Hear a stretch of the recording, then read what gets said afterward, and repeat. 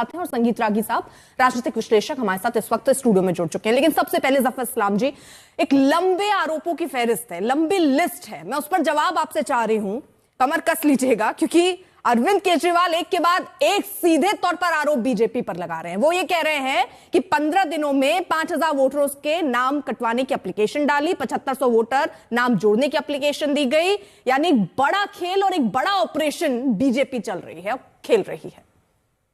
देखिए, सबसे पहली बात कि आपको समझना पड़ेगा कि अरविंद केजरीवाल वो कौन इंसान है। वो झूठ का पुलिंदा है। उन्होंने डे वन से दूसरे के कंधे पे सहारा पे रख के अपनी जो है सत्ता की रोटियां सेकी हैं।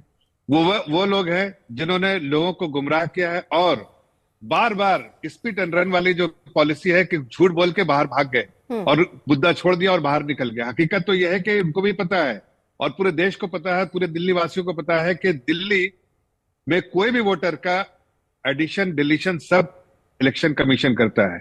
ये कोई भारतीय जनता पार्टी नहीं करती है, कोई आप नहीं करता है या कोई और नहीं करता है।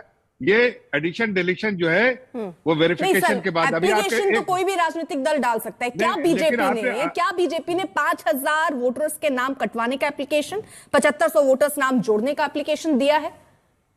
देखिए, कोई ऐसा, इस सारी झूठ है, वही तो कह रहा है, झूठ का पुलिंदा है। पहली बात सर, अब अगले सवाल पर सर, अगला आरोप जी सर, जल्दी साफ होता रहे ना कि क्या आरोप लगा रहे हैं और बीजेपी क्या कह रही है। हाँ, देखिए, इसी में आपने कहा, आपके चैनल पे ही आपके स्क्रीन पे चल रहा था कि रिटर्निंग ऑफिसर वेरिफिकेशन घर वो तो जाके कानून करता है, तो कौन कटवा सकता है? तो कौन करा सकता है? ये झूठ तो है, सरासर झूठ बोलते हैं अरविंद केजरीवाल। हाँ, अब वो दूसरा आरोप जो लगा रहे हैं गंभीर, संजय सिंह लगा रहे हैं। वो कह रहे हैं कि उनकी पत्नी का वोटर लिस्ट से नाम कटवाने के लिए बीजेपी ने एक बार नहीं 2 बार आवेदन दिया है। पूर्वांचलियों के खिलाफ है बीजेपी, ये नरेशन बनाने की कोशिश है। इस पर जवाब। आज उनको ही पता है कि पूर्वांचल वाले लोग भारतीय जनता पार्टी ने देखा है जिस तरह से उनके लिए काम किया है। अब उनकी साख वहां खत्म हो गई है, जीरो हो गई है, तो उनसे सपोर्ट नहीं मिला तो घर वाली को नाम लेना शुरू कर दिया है। हकीकत है, ये सारे झूठ भारतीय जनता पार्टी को बदनाम करने की कोशिश है। ये नाकाम कोशिश है। इस तरह के स्टंट बैकफायर करेंगे। जनता समझती है, जनता जानती है कि कोई इस तरह के काम भारतीय जनता पार्टी नहीं करती। भारतीय जनता पार्टी, आप देखिए, बीजेपी के आप प्रवक्ता के तौर पर है, आपसे ये सच समझना चाह रही हूँ, क्या ऐसा आवेदन बीजेपी ने दिया है या नहीं दिया? देखिए, बिल्कुल नहीं, बिल्कुल सरासर गलत है। और आपने देखा कि दिल्ली प्रदेश के अध्यक्ष ने अभी आपको आपके चैनल पे ही दिखाया आपने कि उन्होंने 2000 आवेदन पत्र जो है नरेला एक जो कॉन्स्टिट्यूएंसी उसमें जो है केजरीवाल ने जो है एप्लीकेशन डाली है। तो उससे समझ में आता है कि एप्लीकेशन कौन डाल रहा है। और उम्र भी बता दिया उन्होंने, 60 से 70 साल की उम्र के लोग आज बस के वहां पर आके क्या। इसी से समझ में आता है कि झूठ का पुलिंदा कौन है। और सवाल कीजिए। ठीक, अर्पिता जी, और सवाल करें आप प्लीज। सर, वो ये कह रहे हैं 12% वोटों का हेरफेर करके आप, क्योंकि वो शादरा का एक एग्जाम्पल दे रहे हैं और कह रहे हैं 11000 वोटर हटाने की एप्लीकेशन बीजेपी की तरफ से दी गई थी और पिछली बार 5000 वोट से यहां जीते थे। तो इस तरह जहां जहां कम मार्जिन है वहां पर आप ये खेल खेल रहे हैं ताकि वहां आपकी सीटें निकल आए। देखिए, रोहिंग्या इस तरह के जो घुसपैठिया है, वो क्या देश के बाकी आबादी जो है उसका रिसोर्सेस पे कोई हक है या इनका रोहिंग्या या जो घुसपैठिया है उनका हक है? घुसपैठियों के लिए हम लड़ाई करेंगे और डंके की चोट पे कह रहा हूं कि हम भारतीय जनता पार्टी। सर, अच्छा हुआ आप रोहिंग्या और बांग्लादेशियों के मुद्दे पर आ गए, क्योंकि मेरा अब सीधा फिर सवाल ये हो जाएगा कि जिम्मेदारी फिर किसकी बनती है? आप कैसे इस पर आम आदमी पार्टी को घेर सकते हैं? रोहिंग्या, बांग्लादेशी, एक सेकेंड सर, होम मिनिस्ट्री आपके पास, दिल्ली पुलिस आपके पास, एजेंसियां आपके पास, आरोप आप पर लगा रहे हैं कि ये ले आ रहे हैं। क्योंकि अब वीरेंद्र सचदेवा का जिक्र आपने किया तो 2014 में वो बता रहे हैं 14 लाख बढ़ते हैं, 2019 आते आते 19 लाख बढ़ जाते हैं। तो इसके लिए जिम्मेदारी किसकी होनी चाहिए सर? देखिए, ऐसा है कि अगर आप अपने ऑफिस में बीजेपी के नहीं बल्कि आपसे यह सवाल करना चाहिए कि आपके जितने एमएलएज हैं, कई एमएलएज ने अपने दफ्तर में मशीनें रखी हैं जिसमें से आधार कार्ड प्रोड्यूस करते हैं। अगर आधार कार्ड वही देने लगे तो आप समझिए क्या कितना गंभीर आरोप है। अगर मान लीजिए आप अगर दफ्तर का अगर आज तक ये करेगा तो क्या ये स्वतंत्रता आज तक को दे दी जाएगी क्या, या पुलिस आएगी चेक करने के लिए? अगर आपको ये पता है तो आम आदमी पार्टी पर इसको लेकर कार्रवाई क्यों नहीं? जब 75 कार्रवाइयां हो सकती हैं, उनके नेता जेल जा सकते हैं, तो इस मुद्दे पर क्यों नहीं सर? इस पे क्यों बीजेपी सॉफ्ट है फिर? बिल्कुल सॉफ्ट नहीं है। हाँ। मैं तो डंके के चोट पे कह रहा हूं, सॉफ्ट नहीं है। इस तरह के काले करतूत करने वालों के खिलाफ कड़ी से कड़ी कार्रवाई करेंगे, सॉफ्ट क्यों रहेंगे? 100% कार्रवाई हो रही है। अगर आप कब? देखिए जो लोग, ये तो बड़ा आरोप बहुत अभी समय से आप रोहिंग्या और बांग्लादेशियों पर लगा रहे हैं ना, अब कार्रवाई कब करेंगे आप? इन्वेस्टिगेशन भी चल रही है अर्पिता जी, इन्वेस्टिगेशन भी चल रही है। और एक बात और कहना चाहते हैं, केजरीवाल जी दिल्ली की जनता को अब धोखा नहीं दे सकते। जितने सारे इन्होंने वायदे किए थे वो सारे वायदे खोखले नहीं निकले। सर, कहीं ऐसा तो नहीं है ये रोहिंग्या और बांग्लादेशी का जो मुद्दा बीजेपी ने उठा दिया और बड़ा मुद्दा इसको बना रहे हैं, ये बैकफायर तो नहीं कर जाएगा बीजेपी को? क्योंकि जिम्मेदारी तो सर देखिए आपकी ही बनती है ना, आप कह रहे हैं कार्रवाई होगी।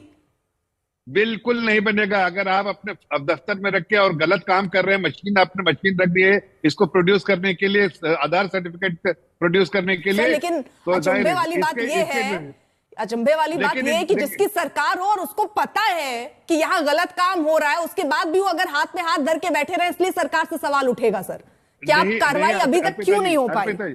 अर्पिता जी, कोई विंडिक्टिव अप्रोच नहीं होता सरकार का। सरकार का इन्वेस्टिगेशन के बाद ही अप्रोच होता है दंडित करने का। एक और सवाल, क्योंकि जल्दी जल्दी आप पे बहुत आरोप थे, इसलिए मैं जल्दी जल्दी आपसे समझना चाह रही हूं। सवाल किया जाए प्लीज। अगला सवाल सर, प्रवेश वर्मा 1000 रुपए, अगर यही कुछ सर टीएमसी के नेता या एनसीपी के नेता या और किसी दल का नेता ऐसा कर रहा होता तो क्या ईडी और सीबीआई उसके घर छापेमारी या उसके दफ्तर छापेमारी करने नहीं पहुंच जाती? प्रवेश वर्मा के यहां क्या कार्रवाई? या सिर्फ ये उन्होंने कह दिया कि उस संस्था की तरफ से दिया जा रहा है तो उसको मान लिया जाएगा, वो भी खास तौर पर टाइमिंग देखिए, चुनाव सर पर है सर। देखिए, हकीकत यह है कि इस संजीवनी का जो उन्होंने अनाउंसमेंट किया है केजरीवाल जी ने, क्या उन्होंने जो वायदे किए थे कि हम बिजली पानी और ये सारी चीजें मुहैया कराएंगे, क्या अगर करा लिया होता तो क्या संजीवनी का जो अभी ढकोसला जो कर रहे हैं वो करनी पड़ती है उनको? हकीकत है कि इन्होंने, ठीक सर, उनकी बात नहीं, प्रवेश वर्मा की बात की सर, मैं 2100 नहीं 1000 रुपए की बात कर रही हूँ सर। अरे वो तो मैं कह रहा हूँ, आपने तो खुद ही कह दिया, उसका जवाब दे दिया। भाई अगर कोई संस्था कर रही तो उसके लिए प्रवेश वर्मा किस लिए जिम्मेदार होंगे भाई? और क्या लेना देना प्रवेश वर्मा का? कोई संस्था का काम है, संस्था कर रही है, उस संस्था से पूछताछ करिए आप। ठीक है, यानी अगले कोई भी विपक्षी दल नेक्स्ट टाइम अगर ऐसा कुछ करता है और उस संस्था का नाम ले ले तो उसके अभी ईडी सीबीआई नहीं जाएगी ना सर? देखिए, हर चीज की जांच होती है, ये जान लीजिए आप। तो जांच हो रही है सर इसकी? सरकार हर चीज की जांच होती है। सर प्रवेश वर्मा केस में जांच हो रही है क्या? कोई भी, देखिए, कोई भी कार्रवाई होती है तो सरकारी महकमा उसकी जानकारी लेता है। अगर कहीं गलत दिखता है तो सरकारी महकमा काम करता है, कार्रवाई करता है। अगर उस सच्चाई रहती है तो नहीं काम करता है, बस सीधी सी बात है। मतलब जांच हो रही है नहीं हो रही सर? एक बार जल्दी से स्पष्ट कीजिए और मेहमानों का भी रुख करना है मुझे। मैंने तो कहा ना कि सरकार के जो संस्थाएं हैं, उनका जो काम है वो काम करती रहती है। वो किसी के लिए नहीं करती है बल्कि सरकार के लिए करती है। और सरकार की नजरों में हर व्यक्ति एक है, हर संस्था एक है। और जब अगर कोई गलत काम करेगा उस पर कार्रवाई, लेकिन झूठे इल्जाम करने वाले केजरीवाल को ठीक सर जेल में 2 साल रहना पड़ा, 2 साल पहले जाना पड़ा और अभी भी आगे जाएंगे, भी बेल पे है। ये जानकारी सबको होनी चाहिए। ये वो आदमी है जिन्होंने इतने सारे बोले थे कि ये कांग्रेस के साथ ये करेंगे, कांग्रेस के बाद साथ वो करेंगे। आज वो खुद उन्हीं के गोद में बैठ गए। अच्छा, इससे आप, क्योंकि मैं कुलदीप जी से कुछ और सवाल रखना चाह रही थी, लेकिन आपने जो जेल वाला जिक्र कर दिया कुलदीप जी, अब उनको भी छोड़ के भाग। ठीक है कुलदीप जी, ये जो जेल वाला आरोप रख गया, मैं जरा इसको समझना चाहूंगी, इसकी टेक्निकल चीज जो है ना वो मैं जरा समझना चाहूंगी। देखिए, क्योंकि हरियाणा में जब चुनाव थे, अरविंद केजरीवाल ने कहा कि मैं जनता के मंच पर जाकर, जनता अगर मुझे जिता देती तो मैं समझूंगा मैं उनकी नजर में बेगुनाह हूं या नहीं। वहां तो हार गए। अगर वही क्राइटेरिया था तो उस हिसाब से क्या हुआ वो जरा समझाइएगा। दूसरा मेरा प्रश्न ये है, अरविंद केजरीवाल मुख्यमंत्री के पद पर आसीन नहीं हो पाए क्योंकि कोर्ट की तरफ से जो बताया गया कि भाई फाइल आप साइन नहीं कर सकते, बहुत सारे रिस्ट्रिक्शन है जो मुख्यमंत्री के पद पर बैठकर आप नहीं कर पाएंगे। इस वजह से आतिशी को सीएम बनना पड़ा। लेकिन जब सवाल उनसे पूछा जाता है कि दिल्ली इलेक्शन के बाद मुख्यमंत्री कौन होगा, तो वो अपना ही नाम लेते हैं। तो अगर अभी साइन नहीं कर पा रहे हैं फाइलों में, तो तब कैसे कर पाएंगे? फिर कैसे सरकार चला पाएंगे? ये जरा मुझे स्पष्ट कर दीजिएगा। देखिए अर्पिता जी, पहली बात तो जो अभी जफर इस्लाम साहब कह रहे थे जेल की बात, उस पर जवाब मैं क्या दूं? उस पर तो जवाब माननीय सर्वोच्च न्यायालय दे चुका है। इन्होंने झूठा फर्जी केस लगाकर अरविंद केजरीवाल जी को, दिल्ली के बेटे, दिल्ली के भाई को जेल में डालने का काम किया। जब उनकी ये जमानत ईडी से हुई तो उन्होंने सीबीआई को भेज दिया।